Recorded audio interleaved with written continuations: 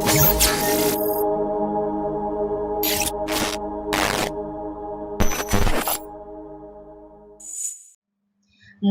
ke hulu menggunakan sampan ke negeri orang mencari daun salam. Sebelum memulakan pembentangan, izinkan saya memberi salam.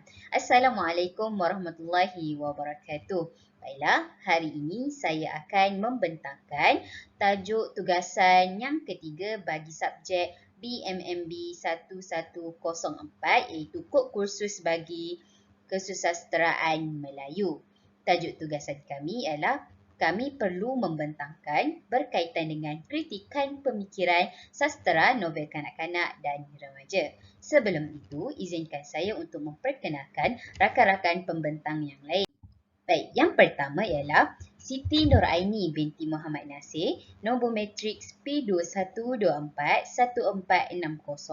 Yang kedua, saya sendiri Nurul Hidayah binti Muhammad Rudin, kod matriks P21241321.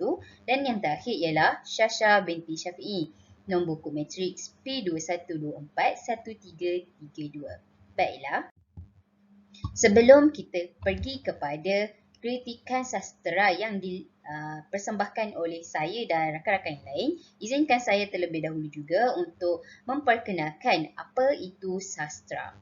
Perkataan sastera sebenarnya berasal daripada bahasa Sanskrit yang berbunyi kastra, yang membawa maksud kitab suci. Kesusasteraan pula membawa erti sebagai segala penghasilan sastera yang dinikmati atau disampaikan baik melalui tulisan ataupun pembacaan maupun melalui lisan dan pendengaran. Sastera merupakan satu bidang seni kreatif yang menggunakan pengantarnya adalah bahasa. Sastera bermula dari tradisi lisan dan semakin berkembang mengikut peredaran masa. Maksudnya sastera dulunya mula disampaikan dalam bentuk lisan, namun sekarang sudah berkembang dalam bentuk tulisan dan juga mungkin dalam bentuk digital. Dalam pembentangan ini kami akan mengupaskan dua bentuk sastera, iaitu sastera kanak-kanak dan remaja. Baiklah. Sebelum kami menceritakan kritikan-kritikan yang telah dibuat oleh kami, kami telah memilih kritikan sanjungan. Jadi apakah yang dimaksudkan dengan kritikan sanjungan? Kritikan sanjungan adalah perbuatan memuji seseorang pengarang dan karyanya yang menampilkan pemikirannya yang bernas. Ataupun kita juga boleh merumuskan bahawa kritikan sanjungan ini adalah penghargaan, meletakkan sesuatu pada tempat yang mulia. Dalam kritikan sanjungan, pengkritik melihat pengarang mempunyai keupayaan dan menampilkan elemen dalam karya yang baik dan menarik. Elemen dalam karya yang baik membolehkan pengkritik ini melakukan kritikan dan memuji pengarang berdasarkan karya yang telah dihasilkan.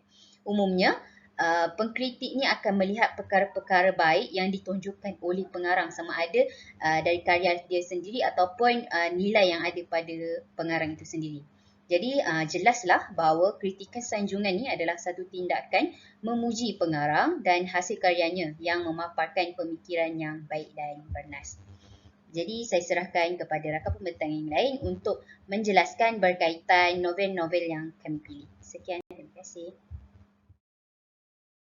Baiklah, bagi novel kanak-kanak, kami telah memilih novel yang bertajuk Jod, di mana novel Jod ni adalah merupakan salah satu karya seorang tokoh yang bernama Azizi bin Haji Abdullah. Okay, jadi Jod ni adalah merupakan sebuah novel yang dapat menyulitkan jiwa kita tentang bertautan hidup antara ciptaan hidup Tuhan, iaitu di antara manusia dan haiwan. Namun, kadang-kadang dalam menempuhi pancaroba kehidupan, haiwan ini lebih dapat memahami jiwa manusia dengan lebih lagi berbanding dengan manusia itu sendiri.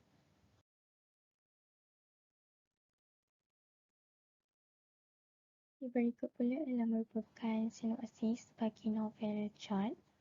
Novel ini mengisahkan seorang kanak-kanak yang bernama Alias yang memiliki seekor beruk yang bernama Jod. Hubungan antara Alias dan Chad sangat rapat kerana Alias amat bergantung pada Chad untuk membantu menara kehidupannya dan ibunya. Ibu Alias mengalami lumpuh manakala ayahnya telah meninggal dunia sejak 5 tahun yang lalu akibat terjatuh semasa memanjat pokok kelapa. Chad merupakan peninggalan arwah ayahnya yang telah dilantik untuk memetik buah kelapa. Alias tinggal dan membesar di kampung dingin. Dia tinggal di sebuah rumah yang sangat usang kerana hanya beratapkan daun rumbia, berdindingkan buluh, papannya sudah dimakan anai-anai, manakala tangganya diperbuat daripada batang kayu dan tempeni lama. Mujallah Mak Sukiah iaitu jiran Alias, seorang yang baik hati dan selalu menghantar makanan untuk mereka berdua. Chad pernah hilang sebanyak 2 kali. Alias mencarinya di sekeliling kawasan kampung kerana dia amat sayang akan beruknya itu. Alias dan Chad mengambil upah memetik buah kelapa di kebun Pak Din iaitu ayah kepada Som. Upah memetik buah kelapa itu digunakan oleh Alias untuk membeli barangan dapur bagi penjara kehidupannya dan ibunya. Alias dan Chad selalu diusik oleh Budin, Kamal dan Talib semasa memetik buah kelapa. Pada masa yang sama, Chad telah dituduh menceroboh kebun Mia dan merosakkan setandang pisang miliknya. Pak Din telah berusaha untuk mententeramkan keadaan dan berjanji akan membayar ganti rugi atas kerosakan tersebut. Rupa-rupanya beruk yang merosakkan kebun pisang Mia bukanlah Chad, sebaliknya beruk jantan yang lain.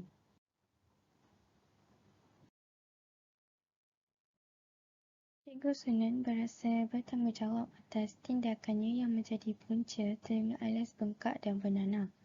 Dia telah meminta bantuan Som untuk menunjukkan lokasi rumah Alias. Kehadiran Cikgu Sunan ke rumah Alias adalah untuk bertanyakan sebab Alias tidak datang ke sekolah, sedangkan peperiksaan akhir akan bermula tidak lama lagi. Chad yang berada di atas pokok langsat berasa kurang senang dengan kehadiran Cikgu Sunan.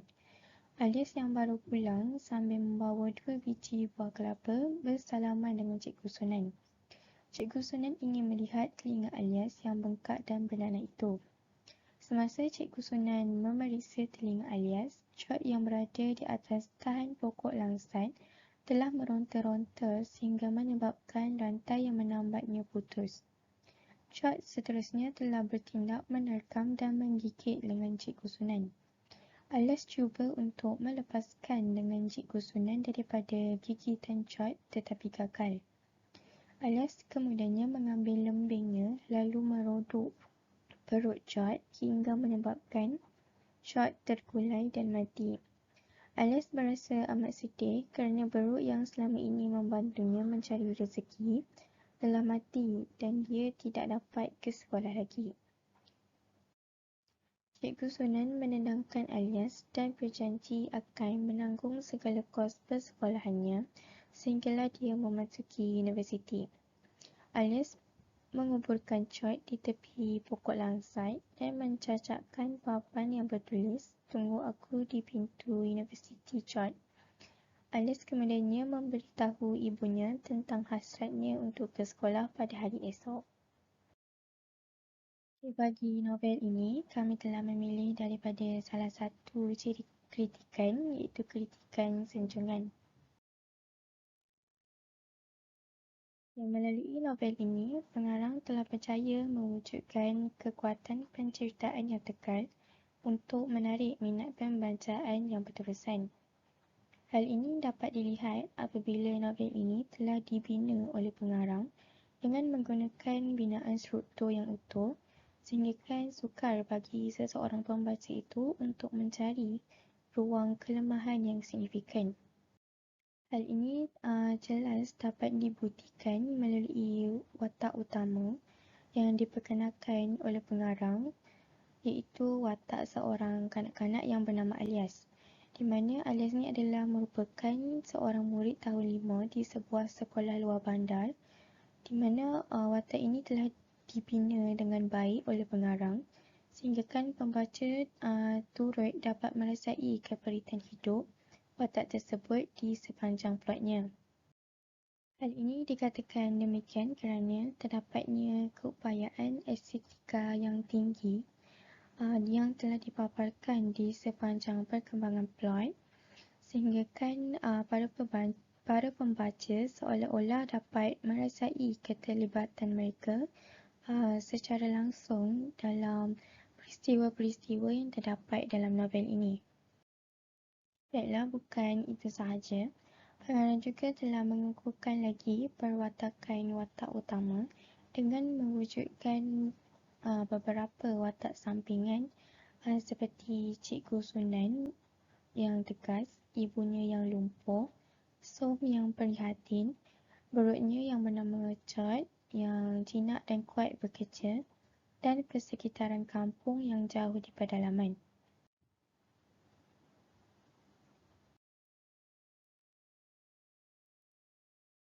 Sebagai contoh, pengarang telah memasukkan rentetan peristiwa yang menunjukkan hubungan yang erat di antara Alias dengan beruknya iaitu Chot yang telah dapat mensahikan wadah penikmatan kasih sayang antara manusia dan haiwan dan sebaliknya.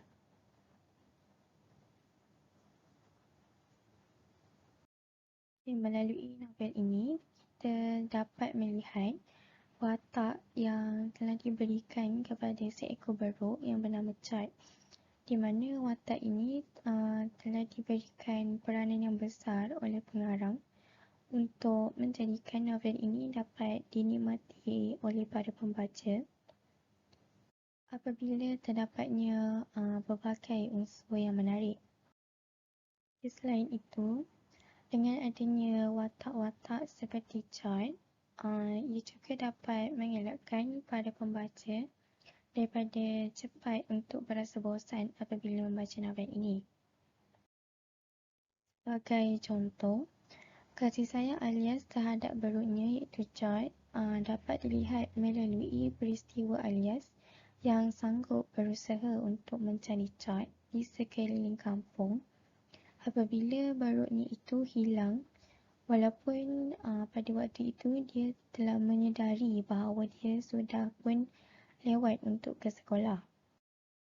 Selain itu, dia juga telah menunjukkan kasih sayangnya terhadap Chot dengan cara dia sentiasa menjaga Chot dengan rapi, termasuklah memberi Chot makan dan minum, menjaga kesihatan Chot dan sebagainya. Selain itu, Chot juga turut menyayangi tuannya iaitu Alias. Hal ini dapat dibuktikan apabila Chot menekam dan menggigit lengan Cikgu Sunan yang ketika itu ingin memeriksa telinga Alias yang sedang bernanah. Jadi, Chot telah bertindak sedemikian kerana ia merasakan bahawa cikgu tersebut mahu mengapa-apakan ataupun mahu mencederakan tuannya iaitu Alias. Jadi, melalui peristiwa-peristiwa yang telah dinyatakan tadi, jelas dapat membuktikan betapa eratnya hubungan di antara Alias dan beruk peliharaannya iaitu Chot. Baiklah, seterusnya saya memuji karya ini kerana pengarang berjaya memasukkan nilai-nilai yang baik dan menyentuh hati para pembaca. Hal ini merangkumi tindakan watak utama iaitu sebagai Alias kepada ibu, rakan dan gurunya. Pelbagai bentuk nilai murni telah dimasukkan oleh pengarang yang mana ada di antara situasi yang telah berlaku pada watak utama yang mana situasi tersebut tidaklah bernasib baik dan beliau ataupun Alias ni tetap berlaku baik kepada orang lain. Hal ini jelas menunjukkan kepada kita bahawa pengarang ingin kita faham akan tindakan yang perlu kita lakukan kepada orang lain iaitu sentiasa berlaku baik walaupun kita sering diperlakukan dengan tindakan yang tidak adil. Dan secara tidak langsung hal ini dapat membentuk jati diri seseorang supaya tidak berdendam. Justru itu, konsep ataupun moral yang cuba disampaikan mampu memberi kesan dan sangat sesuai untuk pembacaan sekolah yang mana mampu merangsang perkembangan dan penerapan nilai moral yang baik. Contohnya, pengarang cuba menggambarkan nilai seorang anak yang bertanggungjawab dalam watak alias. Watak ini disampaikan dengan baik sehingga jelas tergambar di fikiran pembaca akan sikap watak tersebut. Tidak lupa juga plot penceritaan yang digambarkan dalam novel ini jelas menggambarkan bagaimana kehidupan murid yang susah pada suatu ketika dahulu dalam mengejar kejayaan. Secara tidak langsung, hal ini menjadi motivasi kepada pembaca untuk meneruskan perjuangan dalam menuntut ilmu. Hal ini dapat disaksikan dalam plot alias yang tetap pergi ke sekolah walaupun sering dihina oleh gurunya sendiri. Kesedaran alias yang tinggi untuk belajar membuktikan bahawa ilmu lebih bermakna dari segala-galanya, bahkan tidak menjadi halangan untuk tetap berbakti kepada ibu. Tambahan, alias juga sangat menghormati gurunya. Rentetan daripada itu, saya amat menyanjungi pengarang kerana mampu menghadirkan emosi yang mendalam kepada pembaca. Saya mengatakan sedemikian kerana jalan penceritaannya sungguh akrab dengan realiti kehidupan semasa. Pengarang juga berjaya menjelaskan bahawa kasih sayang haiwan kadang-kadang jauh lebih ikhlas berbanding manusia sendiri. Ini digambarkan dalam watak Chop. Walaupun haiwan tidak mempunyai akal fikiran, namun kasih sayangnya haiwan kadang-kadang lebih bermakna berbanding manusia yang dikurniai akal fikiran. Tambahan, watak sampingan seperti Som, Mak Sukiah dan lain-lain juga dapat dirasakan dengan baik perwatakannya. Melalui watak-watak ini, plot penceritaan menjadi lebih menyeronokkan dan mendorong para pembaca untuk membaca plot yang seterusnya. Tuntasnya, kekuatan dan keterampilan watak yang dipersembahkan mempunyai ciri-ciri yang sangat mudah untuk pembaca menggambarkan penceritaan tersebut. Pemilihan kosakata yang mudah dan menjadi kebiasaan penggunaan pembaca memudahkan pemahaman pembacaan. Hal ini membolehkan pelajar menyerap penggunaan struktur ayat dengan baik dalam penggunaan seharian. Kesimpulannya, dapat saya rumuskan bahawa novel ini sangat memberi kesan kepada pelbagai lapisan umum pembaca dalam pelbagai aspek seperti nilai-nilai murni dan kegigihan yang patut dijadikan aspirasi terutama kepada pelajar. Baiklah, seterusnya saya serahkan kepada pembentang yang lain bagi menceritakan tentang sastera remaja. Sekian, terima kasih.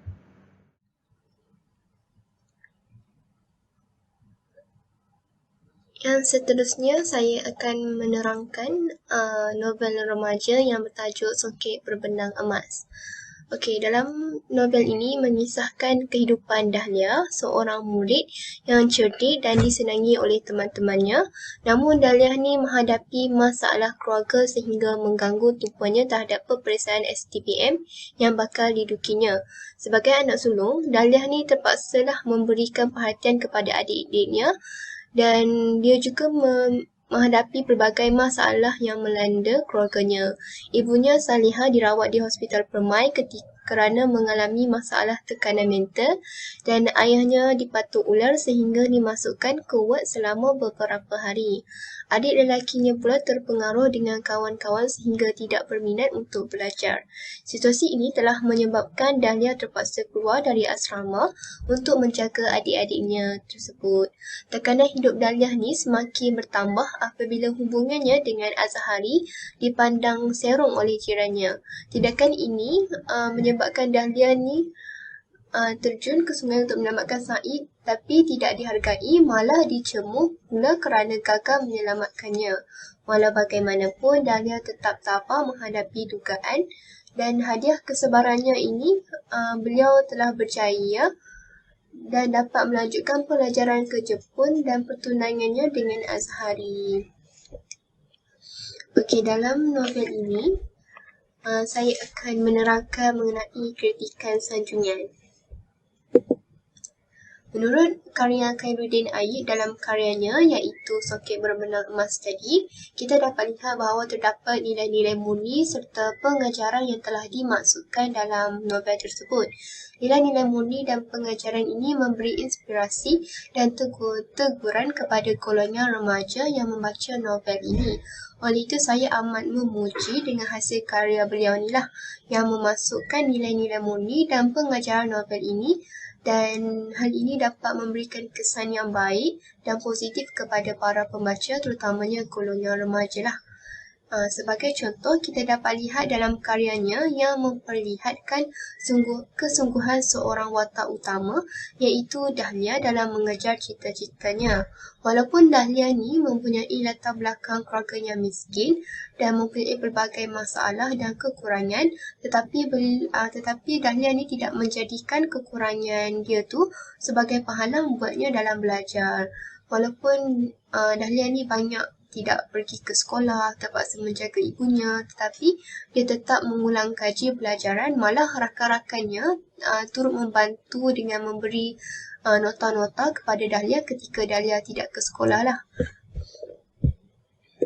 Dan selain itu, kita dapat lihat dari sikap Dahlia yang taat kepada kedua-dua ibu bapanya.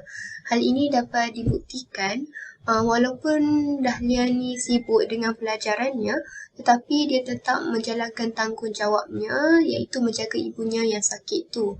Malah Dahlia juga membantu ayahnya menjaga adik-beradiknya yang lain ketika ayahnya sibuk dengan kerja untuk menyara mereka sekeluarga.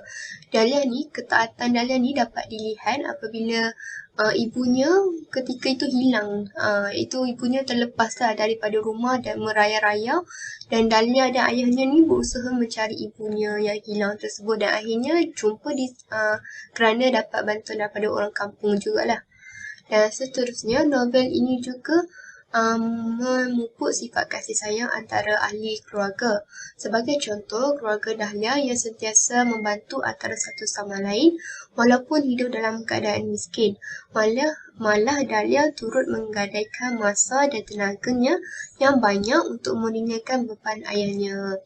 Kita dapat lihatlah Dahlia ni banyak membantu ayahnya lah, iaitu dalam menjaga adik-adiknya, dan adik-adiknya yang lain juga turut membantu Dahlia dari macam contoh adiknya buat susu untuk adik yang kecil tu dan sebagainya lah. Bahkan plot-plot yang dibina juga amat baik kerana susunannya yang selaras dan sesuai dengan jalan cerita. Hal ini dapat dibuktikan dengan jalan penceritaan, iaitu keadaan Dahlia dahulunya miskin dan mempunyai berbagai masalah telah berubah sehingga perubahannya lebih baik lah. Itu kehidupan Dahlia menjadi lebih baik dan berjaya. Saya sangat bersetuju dan sangat memujilah plot-plot yang disusun oleh pengarang ni tersebut. Sebagai contoh, adik Dahlia ni iaitu Abu Bakar yang sentiasa membuat masalah dalam keluarga lah, dan menyebabkan keluarga mereka ni mendapat malu dan makin bertambah masalah. Contohnya, Abu Bakar ni dulu pernah mencuri wang dan mencuri lembu ayahnya. Tetapi akhirnya Abu Bakar ni berubah menjadi seorang yang baik, dan dia juga membantu Dahlia dan ayahnya untuk meringankan beban keluarga mereka ni. Selain itu, kita dapat lihat dari segi perubahan sikap nenek Dahlia, iaitu Nek Kiah yang pada mulanya tidak sukakan Dahlia dan keluarganya yang miskin itulah. Malah neneknya tersebut sanggup menghina darah dagingnya sendiri dan menghalau keluarga Dahlia daripada rumah tersebut. Walau bagaimanapun, Nek Kiah ni mula berubah apabila Nek Kiah ni sedar yang menjaganya ketika sakit tu adalah Dahlia dan keluarganya, dan anak-anaknya yang lain tu tidak menjenguk Nek Kiah ni, dan Nek Kiah ni mula insaf dan melayani keluarga Dahlia dengan baik. Malah Dahlia ni dikatakan dapat gelang daripada neneknya, dan ini menunjukkan bahawa neneknya mula sayangkan Dahlia dan melayani Dahlia ni dengan baik berbanding sebelum-sebelum ini. Dalam novel ni saya dapat mengkritik tentang kritikan sanjungan yang memberi perkara positif kepada para pembaca lah, terutamanya golongan remaja. Dan kritikan sanjungan ni dapat dilihat dari segi nilai-nilai murni dan pengajaran, malah susunan plot-plot yang baik. Oleh itu, saya sangat memuji karya penulis ni kerana nilai-nilai murni yang dimasukkan ni sangat memberi impak kepada para pembaca. Itu sahaja daripada kami. Sekian, terima kasih.